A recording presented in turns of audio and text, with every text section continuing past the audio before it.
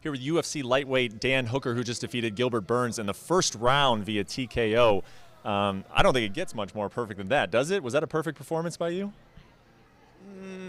It was all right. B minus. B minus. B minus. What could you have done better? Could have been cleaner, I feel. Could have been cleaner. And I don't know. That looked pretty clean to me. Tell us for the layman, how could you have been any cleaner than you were tonight? A bit sharp on my toes, a bit quicker in and out. I feel like he was, like I seen everything he was throwing, so I got a bit relaxed a bit early on just because I could see everything coming. So I don't know. Well, your teammate Israel Adesanya had a big win last night. It seemed like maybe you were trying to outdo him out there with a first round TKO. Yeah, pretty much. Like that's why we're here. We're just constantly trying to one up each other. And after I seen his performance last night, I knew I had to do something just as good. You know, can't let him get too far ahead. I got to catch up now. Dan, you are on a 4-0 run since moving up from featherweight. Can you go back, take me back to that decision to move up from featherweight to the lightweight division, and now that it's going so well, how do you feel about the move? Yeah, like that was taking a lot out of my performances. Like a lot of these guys are just cutting too much weight. Like Gilbert cuts too much weight. Those shots I was hitting him with, they shouldn't be dropping a guy. Like I wasn't even putting any power on those. Those were like I was just placing my shots and he was going down. So like he cuts too much weight. You shouldn't be getting dropped. But a lot of these guys are cutting too much weight. Too slow, too big, and yeah, that's it.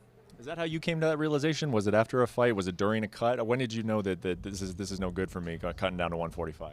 Yeah, like it was just impacting my performances. The fighter that I would go back and watch was not the fighter in the gym, and So rather than take away from my performance and the ability that I have as a fighter, I would rather just fight in my natural weight class. And it was the best decision I've ever made for my career. You now have 2 first-round finishes back-to-back, one against a veteran in Jim Miller, and now against Gilbert Burns, who everybody thinks very highly of. What's next for you at 155 pounds? I want top 10. Like I don't even want top 15. I want top 10. I feel like if they keep matching me up with these guys that aren't on the same level as me, they're just gonna keep getting them hurt. I want a challenge.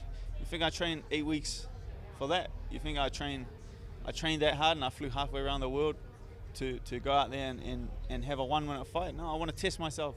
I want to fight the best guy in the world, and I want to be the champ, and that's why I'm here.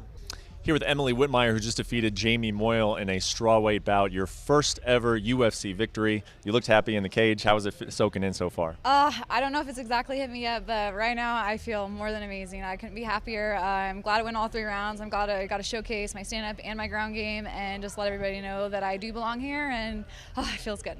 Emily, you made some waves immediately after the fight because you walked over to Vinny Magalhaes, who was in the corner of Jamie Moyle. You said something to him. Can you just explain what happened there?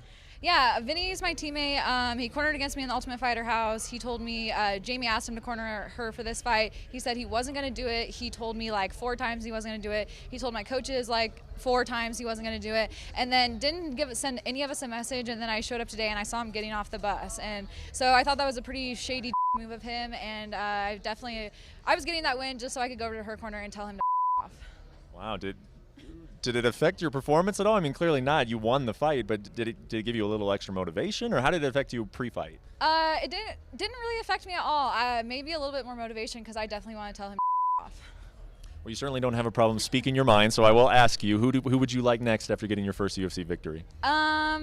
Honestly, I don't really have anybody in mind. I don't know what Nadia Kasem's doing. I think she's from Australia. I saw her fight and wasn't that impressed, and I definitely like to give her first loss. She was like 4-0 coming into the UFC, and she fought all like 0-0 girls to get there, and so I don't think she belongs here, and I'd love to give her her first loss.